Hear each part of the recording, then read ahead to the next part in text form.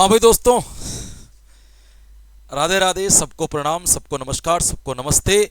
और एक बार जो है आपका फिर से इस ऑनलाइन प्लेटफॉर्म पर हार्दिक स्वागत और अभिनंदन है। जैसा कि आप सभी लोगों को पता है कि आज हमें कुछ एक नया टॉपिक शुरू करना था। आज हमें कुछ नई विषय वस्तु को क्या करना है दोस्तों, प्रारंभ करना है।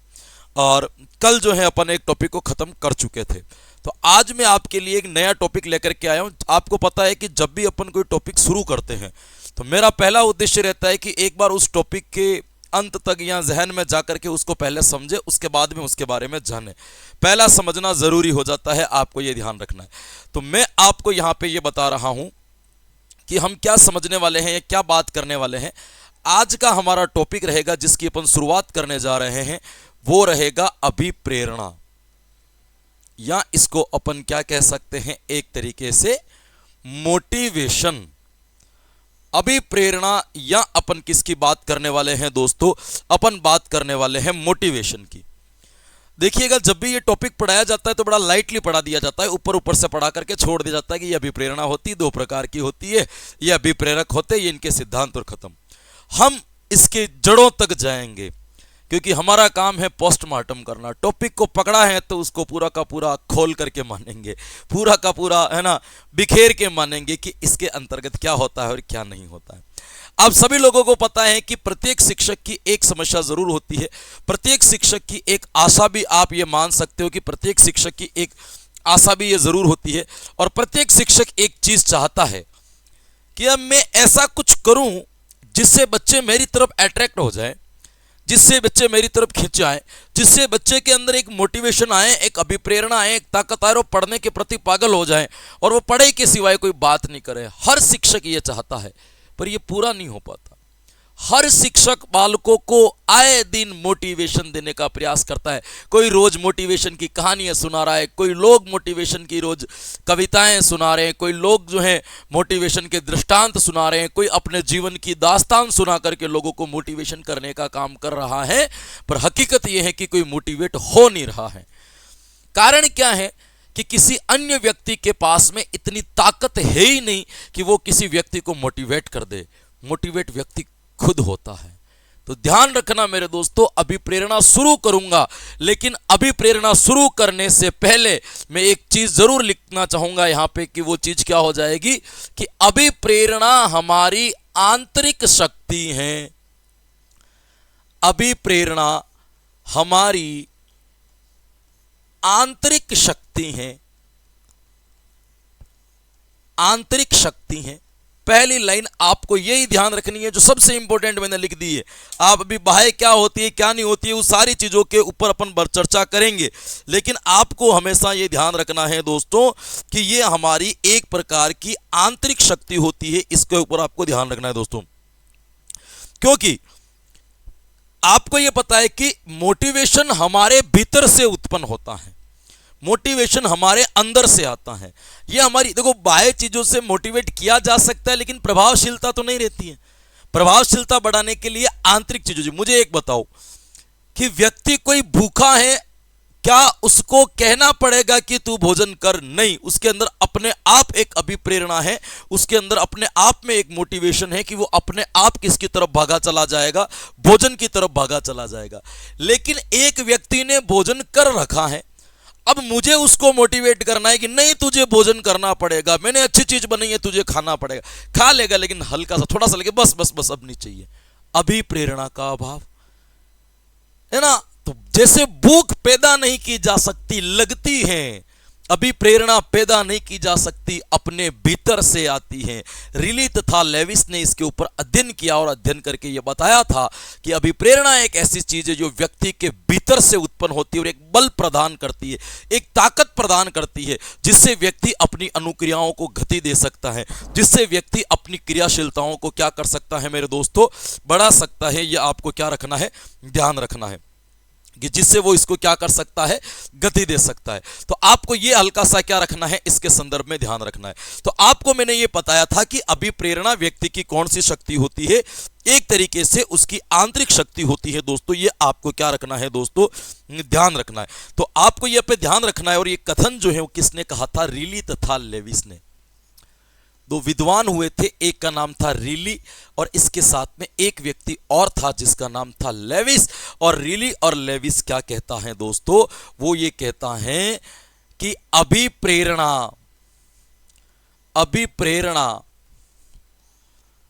वह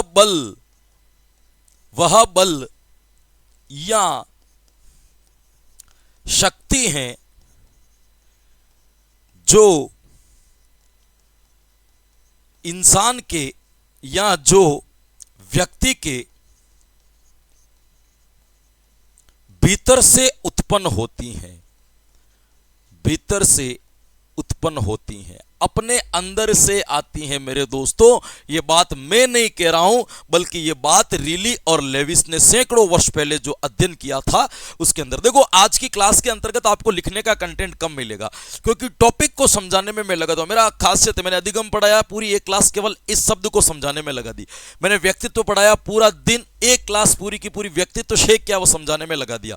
तो आज अभिप्रेरणा पढ़ा रहा हूं, तो आज मैं आधा घंटा पूरा का पूरा इसमें लगा दूंगा कि अभिप्रेरणा है क्या, क्योंकि मूल चीज को समझ में आ जाती है। हम संज्ञानवादियों की तरफ पहले पूर्ण का अपन को पता होना चाहिए। एक बार अभिप्रेरणा क्या होती है ये समझ जाएंगे, फिर अभिप्रेरणा के प्रकार भी समझ लेंगे, इसके प्रेरक भी समझ में आ जाएंगे, इनके सिद्धांत भी समझ में आ जाएंगे, इसके प्रभाव भी समझ में आ जाएंगे। लेकिन पहले यह समझना पड़ेगा कि अभिप्रेरक कहते किसे हैं। इस शब्द को मैं खोलने की कोशिश कर रहा हूं और आप सब मेरे साथ में जुड़ करके जो है इस टॉपिक का आनंद लीजिएगा, और बड़ी मस्ती भरा टॉपिक है, बड़ा आनंद आने वाला है। तो ये कहते हैं कि अभिप्रेरणा वह बल है, वह शक्ति है जो व्यक्ति के भीतर से उत्पन्न होती है, व्यक्ति के अंदर से जो है ये आती है। कोई भी व्यक्ति कभी इसी अभिप्रेरणा को बाहर से प्राप्त नहीं करता।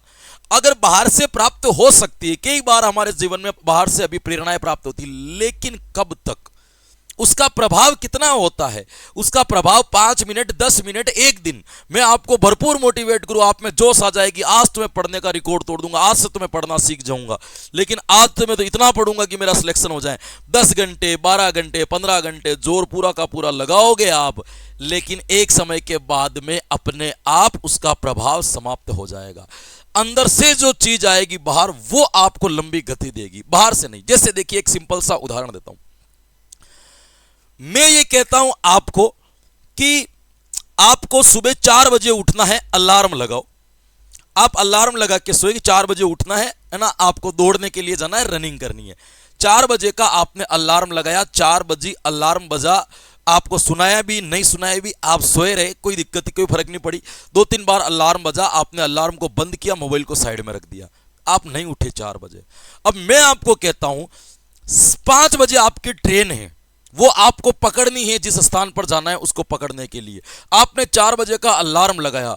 सुबह 4 बजने से पहले और रात को सोने के बाद, रात को सोने से लेकर सुबह 4 बजे तक आपकी नींद 4 बार खुल जाएगी कि 4 बजी तो नहीं, 4 बजी तो नहीं, 4 बजी तो नहीं। ये आंतरिक अभिप्रेरणा है, ये अंदर से आई है, ट्रेन नहीं छूटनी चाहिए, अपने आप एक्टिव बना रही है, अलार्म की जरूरत ही नहीं पड़ रही है, 4 बजे अपन जग जा रहे हैं। तो इसका मतलब सारा खेल हमारे भीतर है, बाहर कुछ बिखरा हुआ नहीं है ना। मैं ये मानता हूं कि बाहर बहुत सारे टीचर्स होते जो मोटिवेशन देने के काम करते, पढ़ाते कम है, उनका काम है केवल क्या दे देना, बच्चों को ज्ञान दे देना। अब इन मोटिवेशन से रत्ती भर फर्क नहीं पड़ने वाला है। क्या कर लोगे तुम इस मोटिवेशन से, क्या कर लोगे खरगोश और कछुए की कहानी सुना करके, क्या तुम माँ बाप की कमियां गिना करके बच्चों को मोटिवेट कर दोगे, क्या गरीबी बता करके बच्चों को मोटिवेट कर दोगे? नहीं। किस कोई भी व्यक्ति गरीब है तो उसको बार बार कहना कि तुम अपने पिताजी की फटी चप्पल देख, अपने पिताजी का पुराना कपड़ा देख, या अपने घर के नीचे का आंगन देख जो कच्चा है, अपने घर की छत देख जो पक्की है, कोई मोटिवेट नहीं होगा इससे। वो उसकी गरीबी तभी हटेगी जब अंदर से ड्राइव आएगा, नहीं मुझे कुछ करना है, मुझे ये छत पक्की करनी है, मुझे ये आंगन पक्का करना है। अंदर से आवाज आएगी, व्यक्ति अपने आप आगे भागेगा। ये अंदरूनी आती है, हमारे भीतर से आती है दोस्तों, बाहर की चीजों से कोई प्रभाव नहीं पड़ता। तो जीवन में एक कंसेप्ट क्लियर करके जाइएगा। थोतले मोटिवेशन मैं भी देता हूं, सेमिनार भी करता हूं, लेकिन हमारे मोटिवेशनल मनोवैज्ञानिक आधारित साइकोलॉजिकल फैक्ट फैक्ट के आधार पर हम बात करते हैं। ये हवा हवाई बातें नहीं करते कि ये एक व्यक्ति था, उसने ये किया था, तुम सोच लो निकल जाएगा।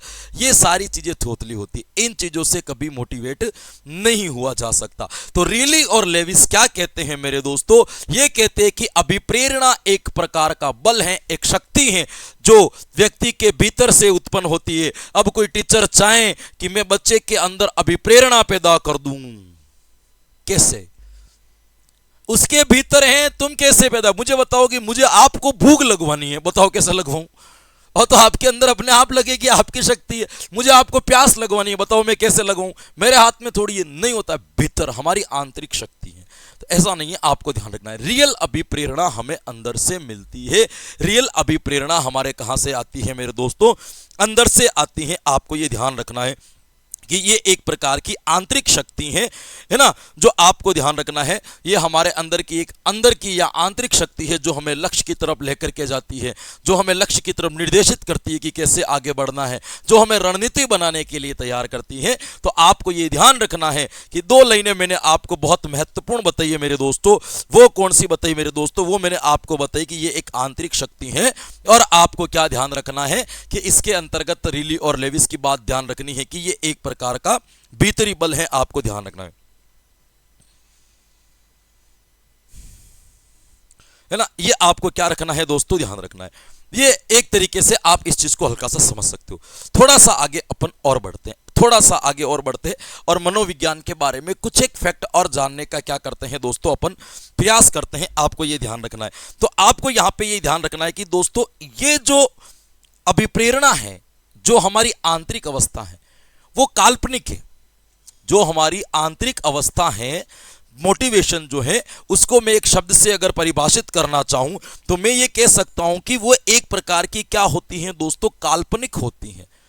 हम अपने व्यवहारों का अनुमान लगाते हैं कि हम इस लक्ष्य को प्राप्त कर लेंगे, वो काल्पनिक। जैसे देखिएगा, आपके अंदर ये है कि मैं इस बार रीट की नौकरी प्राप्त कर लूंगा, काल्पनिक एक बार प्राप्त कर लूंगा, प्राप्त हो थोड़ी रही है, लेकिन इस कल्पना की वजह से ही तो हम क्रिया करते हैं। इस कल्पना की वजह से ही तो हमारे अंदर क्या आती है? तत्परता आती है। इस कल्पना की वजह से ही तो हमारे अंदर एक प्रकार की ऊर्जा, एक प्रकार की शक्ति, एक प्रकार का बल जागृत होता है। तो आपको यह ध्यान रखना है कि शक्ति आंतरिक होती है, लेकिन वो साथ साथ में क्या होती है मेरे दोस्तों? काल्पनिक होती है।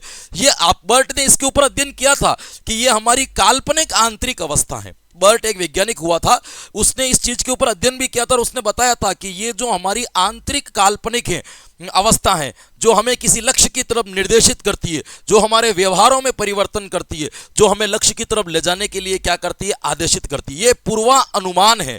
तो आपको ये ध्यान रखना है, ये काल्पनिक आंतरिक अवस्था है। यह काल्पनिक आंतरिक अवस्था है। बर्ट किसने कहा था मेरे दोस्तों? तो विद्वान का नाम ध्यान रखना है आपको, है ना। बर्न के द्वारा जो है ये बात की गई है। इसके साथ में एक और व्यक्ति था, केंटोवीज। बर्न है ना, बर्ट नहीं, बर्न। बर्न और केंटोवीज का ये कथन है। केंटोवीज ये विद्वान हुआ था, उन्होंने ये बात कही थी कि ये हमारी कौन सी है दोस्तों? एक प्रकार की हमारी कौन सी अवस्था है? तो ये हमारी अभिप्रेरणा एक प्रकार की काल्पनिक आंतरिक प्रक्रिया के रूप में जो अपन इसको समझ सकते हैं। ये आपको ध्यान रखना है दोस्तों, है ना, ध्यान रखना है। दूसरा, ये क्या करती है हमारे, है ना, ये आपको व्यवहार करने के लिए निर्देशित करती है। व्यवहार करने के लिए क्या करती है? व्यवहार करने के लिए निर्देशित करती हैं। आपको आदेश देती है, निर्देशित करती हैं कि आपको कैसे व्यवहार करना है, आपको किस प्रकार से सीखना है, आपको किस प्रकार से आगे बढ़ना है।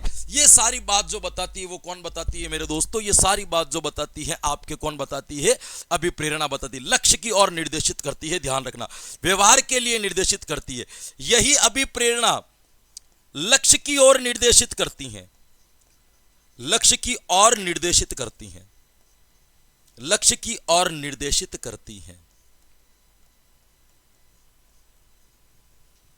बताओ, अब यहां मुझे एक चीज बता दो कि अगर मैं यहां से एक सरल प्रश्न बना दूं, यहां से मैं एक सिंपल प्रश्न बनाता हूं, बहुत साधारण प्रश्न।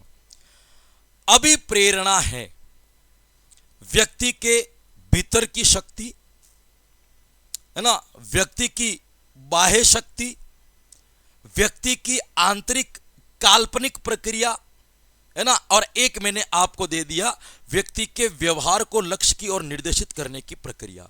फिर मैंने कूट दिया, पहला दूसरा सही तीसरा चौथा गलत, पहला दूसरा तीसरा सही तीसरा चौथा गलत, ऐसे कूट बनाए। मैक्सिमम बच्चे इस कथन को काटने का प्रयास करेंगे कि अभिप्रेरणा एक प्रकार की काल्पनिक प्रक्रिया होती है, इस चीज को वो स्वीकार करना नहीं चाहेंगे, लेकिन हकीकत ये काल्पनिक प्रक्रिया है। जैसे किसी व्यक्ति को भूख लगती है, अभिप्रेरणा मिलती है, वो कहता है मैं रोटी खा करके आ रहा हूं, अभी दिख रही है उसकी रोटी, कल्पना कर रखी है घर पे बनी होगी, जा करके खा के आता हूं, है ना, तो उसने पहले ही सोच लिया घर पे ऐसी रोटी बनी हुई कि जाकर के खाता है, मिल जाती है उसको। लेकिन वहां से उठ करके घर तक किचन तक आया, खाना लिया, तब तक जब भूख लगते ही उसको रोटी नजर थोड़ी आई, वो लक्ष्य तो बाद में मिला है, लेकिन उसकी क्रियाशीलता बढ़ा दी गई, लक्ष्य के प्रति उसके व्यवहार करने की जो गति थी उसको क्या कर दिया गया मेरे दोस्तों, यहां से बढ़ा दिया गया। तो ये आपको ध्यान रखना है इसके अंतर्गत कि ये एक आपको लक्ष्य की ओर क्या करती है मेरे दोस्तों, निर्देशित करती है। आपको ये क्या रखना है दोस्तों, ध्यान रखनी है। ये आपको इसके बारे में क्या होना चाहिए दोस्तों, पता होना चाहिए दोस्तों। फिर आपको ध्यान रखना है, अभिप्रेरणा क्रियाएं उत्पन्न करती हैं, अभिप्रेरणा क्रियाएं उत्पन्न करती हैं। उत्पन्न में कोई परिभाषा नहीं लिखा रहा हूं, एक बार मैं अपने स्तर पर आपको समझाने का क्या कर रहा हूं, प्रयास कर रहा हूं कि अभिप्रेरणाएं क्रियाएं उत्पन्न करती हैं, अलग अलग प्रकार की एक्टिविटी को क्या करती है, ध्यान में रखती है, हमसे कई प्रकार की क्या करती है दोस्तों। लेकिन ध्यान रखना उस क्रिया की एक दिशा होती है, दिशा विहीन क्रिया नहीं करता है। जब व्यक्ति मोटिवेट न हो, जब व्यक्ति अभिप्रेरित न हो, तब वो क्रियाएं करता है, वो दिशा विहीन हो सकती है, सही दिशा के अंतर्गत क्रिया नहीं करता है। लेकिन एक मोटिवेट व्यक्ति की दिशा जो होती है वो हमेशा क्या होती है, सही होती है। आपको ये ध्यान रखना, अभिप्रेरित व्यक्ति की सही दिशा होती है, ये आपको ध्यान। जैसे देखिएगा, एक कोई व्यक्ति है ना, जो अपने प्रेमी या प्रेमिका से मिलने के लिए जाता है, तो पार्टिकुलर उसकी जगह होती है, उसके अंदर एक मोटिवेशन है कि मुझे उससे मिलना है, वो गाड़ी स्टार्ट करेगा, सीधा वो जहां खड़ी होगी वहां पे जाकर के क्या कर लेगा, मिल लेगा, क्योंकि अभिप्रेरणा है। कुछ लोग ऐसे होते हैं जो बड़े भारी सिंगल होते हैं, उनको ऐसे ही सड़कों के ऊपर घूमना, हुड़दंग करना, अपने ऑपोजिट जेंडर को परेशान वगैरह करना, ये सारी चीजें अच्छी लगती है। मैं हमेशा इस चीज का शब्द का प्रयोग करता हूं, ऑपोजिट जेंडर। जरूरी नहीं है कि सारे लड़के ही लड़कियों को क्या करें, सड़कों के ऊपर परेशान करें। मैंने कई केस ऐसे देखे जिसमें लड़कियां लड़कों को परेशान कर देती है, तो इसीलिए मैं कहता हूं अपोजिट जेंडर सही है, कोई भी व्यक्ति किसी को भी कर सकता है। तो ऐसे अपोजिट जेंडर व्यक्ति जिसको बिल्कुल वो अलग है या किसी के साथ में बाउंड नहीं है, तो वो ऐसी सड़क पर घूमने के लिए निकलते, उनकी कोई पार्टिकुलर जगह फिक्स नहीं, थोड़ी देर यहां ठहरे, थोड़ी देर वहां ठहरे, थोड़ी देर वहां ठहरे, उनको खुद को ही नहीं पता मुझे कहां रुकना है। तो व्यक्ति क्रिया तो कर रहा है, लेकिन दिशा विहीन करना है, किधर जाना है उसको पता ही नहीं। एक व्यक्ति जिसको पार्टिकुलर पता है वो वहां खड़ा है, मुझे वहीं पहुंचना है, व्यक्ति वहीं जाएगा सीधा। क्रियाएं दोनों कर रहे हैं, एक की क्रिया दिशा विहीन है, एक की क्रियाओं के अंदर दिशा है। तो ध्यान रखना, अभिप्रेरणा से व्यक्ति के अंदर क्रियाएं उत्पन्न होती हैं, लेकिन क्रियाओं की एक दिशा होती है, क्रियाओं का एक रास्ता होता है, यह आपको ध्यान रखना है। तो यहां पे आपको ध्यान रखना है, अभिप्रेरणा से क्रियाएं उत्पन्न होती है शिक्षार्थियों में, लेकिन ध्यान रखना क्रियाएं एक निश्चित दिशा में होती हैं, निश्चित दिशा में होती हैं। अब आपको यहां पे ध्यान रखना है, दो तरीके के बच्चे यहां पे कंपटीशन की तैयारी कर रहे हैं। कितने तरीके के बच्चे, दो तरीके के बच्चे कंपटीशन की तैयारी कर रहे हैं, एक अभिप्रेरित है, एक अभिप्रेरित नहीं है। अभिप्रेरित बालक जब भी अपनी तैयारी करने के लिए बैठेगा तो एक टारगेट लेकर के बैठेगा कि मुझे क्या पढ़ना है, कितनी देर पढ़ना है, क्यों पढ़ना है और कैसे पढ़ना है, ये सारी चीजें लेकर के बैठेगा।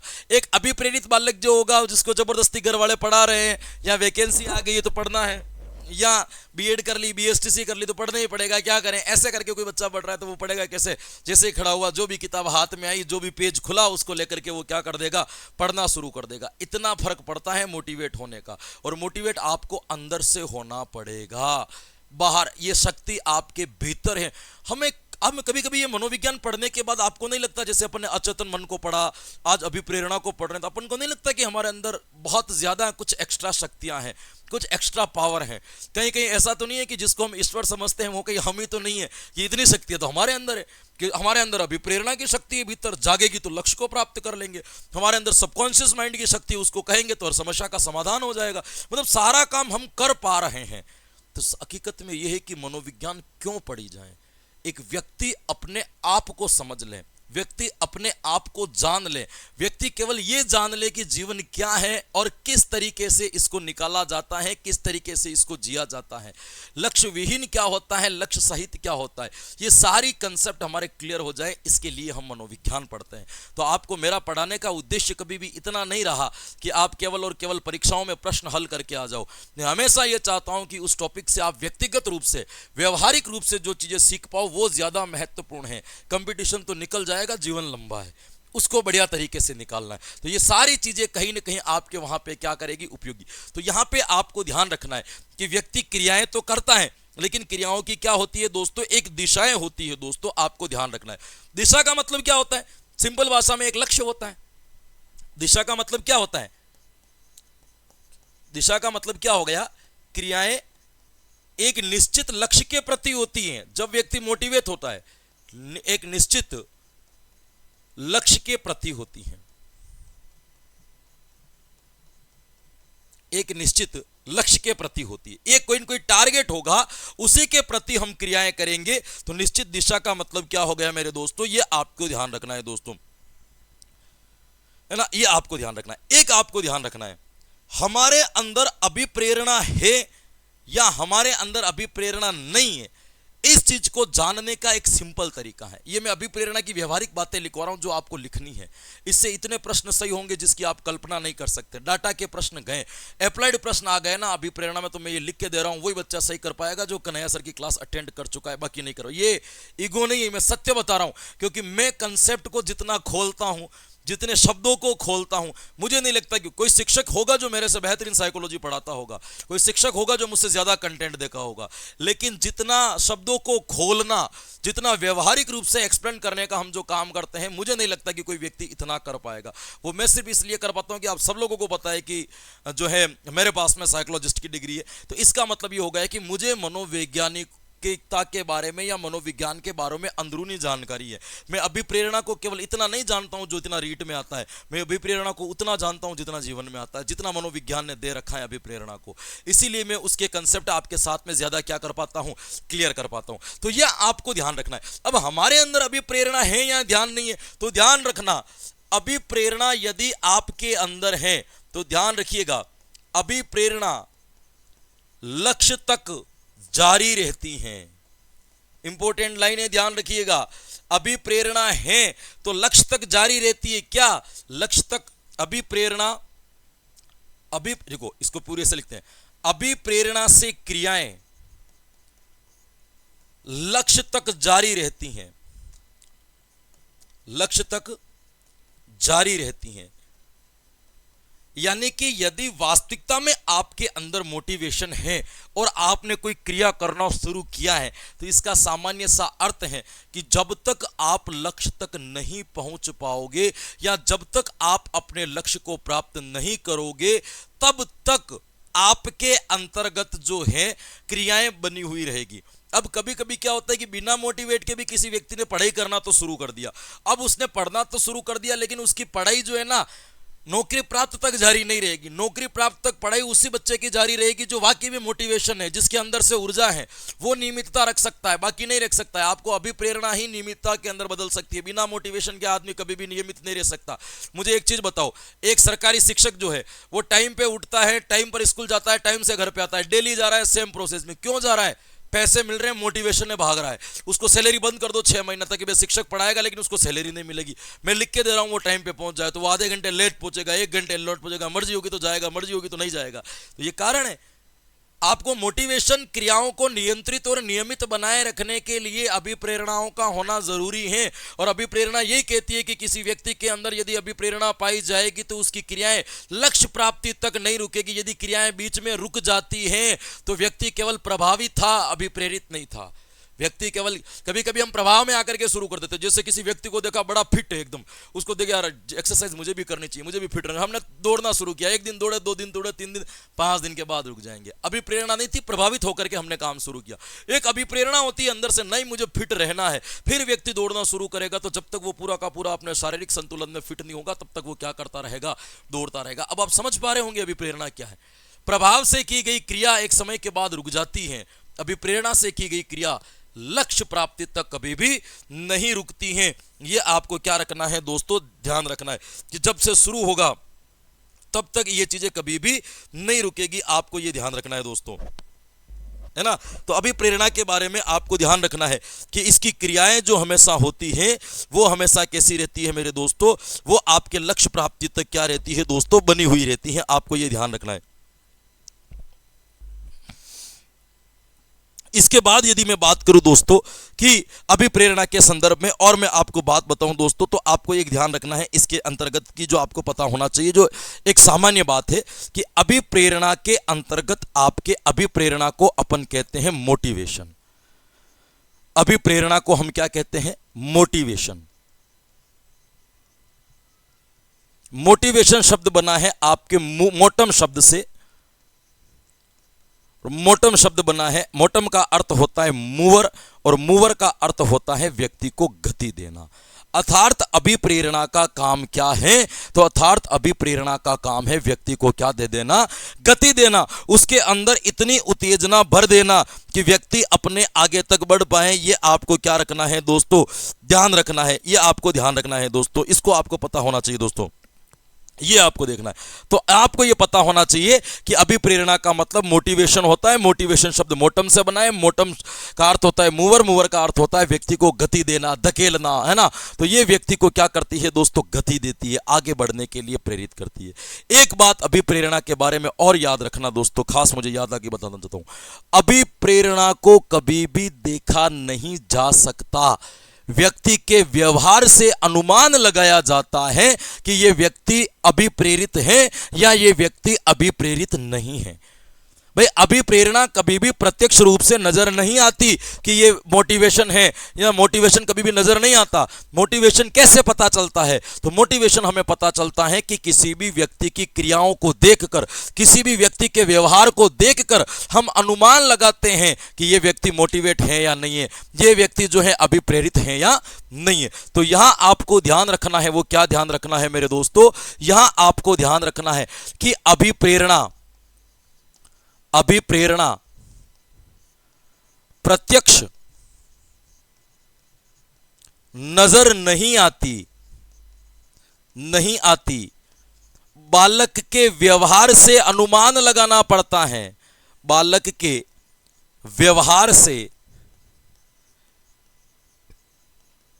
अनुमान लगाना पड़ता है, अनुमान लगाना पड़ता है। यह आपको ध्यान रखना है कि अभिप्रेरणा कभी भी आपको प्रत्यक्ष रूप से नजर नहीं आएगी। अभिप्रेरणा का हमेशा आपको क्या लगाना पड़ेगा मेरे दोस्तों, अनुमान लगाना पड़ेगा कि बालक कैसे काम कर रहा है, नियमित कर रहा है, रेगुलर कर रहा है, उसकी सक्रियता कितनी है, उसकी क्रियाशीलता कितनी है, वो कितना अवधान लगा रहा है, कितना कंसंट्रेट कर रहा है। इसके आधार पर हमें पता चलेगा कि बालक जो क्रिया कर रहा है वो अभिप्रेरणा के आधार पर कर रहा है या बिना अभिप्रेरणा से। इसीलिए मैं कभी कभी ऑफलाइन की क्लासों के अंदर बच्चों को बहुत कहता हूं कि आपके चेहरे बताते हैं कि आपका सिलेक्शन हो रहा है कि नहीं हो रहा है। चेहरा बताता है मतलब आपका व्यवहार बताता है कि आप अभिप्रेरित हो या नहीं हो। यदि आप अभिप्रेरित होंगे तो लक्ष्य प्राप्ति तक आपकी क्रिया चलेगी, और यदि आप अभिप्रेरित नहीं होंगे तो एक समय के बाद में आपकी क्रिया पर क्या लग जाएगा, ब्रेक लग जाएगा। एक समय के बाद में आप क्रियाओं को नहीं कर पाओगे, बीच में ही आपकी क्रियाएं रुक जाएगी। तो यह ध्यान रखना, अभिप्रेरणा का हमें क्या लगाना पड़ता है दोस्तों, है ना। ये आपको क्या रखना पड़ेगा दोस्तों, ध्यान रखना पड़ेगा। ये आपको इसके बारे में हल्का सा क्या रखना है दोस्तों, ध्यान रखना है। इसीलिए तो गुड एनफ ने यहां पे एक बात कही थी दोस्तों, है ना, कि गुड एनफ ने इसी संदर्भ में एक कथन कहा था कि किसी भी क्रिया को प्रारंभ करना और उसको लक्ष्य प्राप्ति तक बनाए रखना, इसी का नाम तो अभिप्रेरणा है। कि किसी काम को आपने प्रारंभ कर दिया और जब तक आपको लक्ष्य प्राप्त नहीं हो जाता उस क्रिया को आपको बनाए रखना है, उस क्रिया को आपको नियमित करके रखना है, और इसी का नाम क्या है, अभिप्रेरणा है। यह बात आपके किसके द्वारा की गई थी, तो यह बात कही थी गुड ने। तो ये हमारे भीतर से आता है, ये हमारे अंदर से आता है, ये कहीं बाहर से नहीं आता है। भी आपको ये पता है कि कोई क्रिया आपको लक्ष्य तक करनी है, ये हमारे भीतर से आएगा। हमें रोज भोजन करना है, ये हमारे भीतर से आवाज उठती है। हमें रोज पानी चाहिए, प्यास के बाद अंदर से उठती है। हमें रोज नींद चाहिए, ये चीजें अंदर से आती है। तो इसका मतलब ये हो गया कि मोटिवेशन जो है वो हमारे भीतर छुपा हुआ है। मोटिवेशन आपको बाहर से कभी भी नहीं मिल सकता, बाहर से आपको कभी भी इसका प्रभाव या कभी भी इसका रिजल्ट्स देखने को नहीं मिलेगा। तो यहां पे इस चीज का आपको ध्यान रखना है कि ये किसने कहा था, तो ये कहा था आपके गुड ने भाई। किसने कहा था? ये कथन लिखवा रहा हूं, केवल अभी तक मैंने कोई परिभाषा नहीं लिखवाई है, केवल ये कथन लिखवा रहा हूं कि गुड ने कहा था कि किसी कार्य को प्रारंभ करना, किसी क्रिया को प्रारंभ करना और लक्ष्य प्राप्ति तक उसे बनाए रखना, इसी का नाम है आपके अभिप्रेरणा।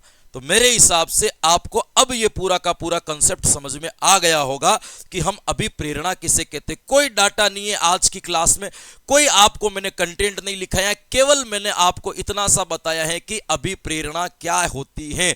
तो देखो, मैंने आपको शुरू किया था और बताया था कि अभिप्रेरणा का मतलब ये हमारी एक आंतरिक शक्ति होती है जो हमारे भीतर से उत्पन्न होती है। रिली और लेविस के अध्ययन से यह पता चला है कि अभिप्रेरणा वह बल है जो किसी व्यक्ति के भीतर होता है। आपको ध्यान रखना है कि आंतरिक शक्ति है, आंतरिक अवस्था, और ये काल्पनिक होती है और इससे हमारे अंदर एक क्रियाएं जो है दोस्तों उत्पन्न होती है, हम इससे क्रिया करना प्रारंभ कर देती हैं। तो आपको ध्यान रखना, क्रिया का मतलब लक्ष्य के प्रति हमें निर्देशित करती है या हमें व्यवहार करने के लिए क्या करती है, प्रेरित करती है ना। तो आपको यह भी ध्यान रखना है। इसके साथ में ध्यान रखना है कि क्रियाएं हमेशा एक निश्चित दिशा में होती है, अर्थात एक निश्चित लक्ष्य के प्रति होती है। यदि आप लक्ष्य विहीन क्रिया कर रहे हो तो किसी प्रभाव में आकर के कर रहे हो, मोटिवेट नहीं हो। मोटिवेट हो तो क्रियाएं हमेशा लक्ष्य के प्रति होगी। ध्यान रखना कि आप कोचिंग करने के लिए आए हो, पढ़ने के लिए आए और आप पढ़ रहे हो, आप अभिप्रेरित हो। पढ़ने की बजाय रोज आपके दिमाग में आ रहा है आज तो शुक्रवार है, पार्टी करने के लिए चलते हैं, आज मंडे मूवी अच्छी है देखने के लिए, आज वो दोस्त बुला रहा है उससे मिलके आ जाते हैं, कल पढ़ेंगे। इसका मतलब ये है कि पढ़ रहे हो, प्रभावित होकर के पढ़ रहे हो, मोटिवेट होकर के नहीं पढ़ रहे हो। अंदर से आवाज नहीं आई कि मैं पढ़ना है, अंदर से जो हमें पता नहीं चल रहा है, अंदर से प्रेरणा नहीं मिली, ये आपको ध्यान रखना है। अभिप्रेरणा से क्रियाओं से लक्ष्य तक जारी रखती है। ध्यान रखना, अभिप्रेरणा मोटिवेशन शब्द मोटम से, मोटम का अर्थ होता है मूवर का अर्थ होता है गति देना। अभिप्रेरणा प्रत्यक्ष नजर नहीं आती, बालक के व्यवहार से हमें अनुमान लगाना पड़ता है कि ये व्यक्ति अभिप्रेरित है या नहीं है, ये आपको ध्यान रखना है। और गुड की एक परिभाषा लिखाई थी मैंने आपको, जो आपको ध्यान रखना है कि किसी क्रिया को प्रारंभ करना और लक्ष्य तक उसे बनाए रखना ही किसका नाम है, अभिप्रेरणा। ये लाइनें आपको कॉपी पे अभिप्रेरणा हेडिंग डला करके ऐसी की ऐसी पूरी की पूरी क्या करनी है, उतारनी है। और इससे प्रश्न बनेंगे। मैं जब आपको प्रश्नों का सॉल्यूशन करवाऊंगा ना, तब इन्हीं में से आपको प्रश्न निकाल करके बताऊंगा कि एग्जाम में कैसे कैसे प्रश्न इन्हीं में से घुमावदार बन गए थे। क्योंकि दोस्तों प्रैक्टिकल प्रश्नों को हल करने के लिए थोड़ा हमें प्रायोगिक सोचना पड़ेगा, एग्जामिनर की तरह सोचना पड़ेगा, तभी हम प्रश्नों को क्या कर पाएंगे, हल कर पाएंगे। तो पहली क्लास थी अभिप्रेरणा की, और अभिप्रेरणा की क्लास को यहीं पे एक बार अपन क्या करना चाहेंगे, विराम देना चाहेंगे। तो बिल्कुल आज की क्लास के अंतर्गत जो कुछ भी पढ़ा, जाना, समझा, याद किया, वो आपके आने वाली प्रतियोगी परीक्षाओं के लिए बड़ा लाभकारी या हितकारी सिद्ध होगा, ऐसी मैं आशा करता हूं, ऐसा मुझे विश्वास है। तो बिल्कुल हंसते रहे, मुस्कुराते रहे, प्रसन्नचित रहे, आनंद में रहे, मजे लेते रहे, लेकिन साथ साथ में अपनी पढ़ाई को भी जोरों और शोरों से जारी रखें। कल फिर मिलेंगे कुछ नए कंटेंट के साथ में, तब तक के लिए मुझे दीजिए आज्ञा। Thank you so much. Radhe Radhe and जय हिंद।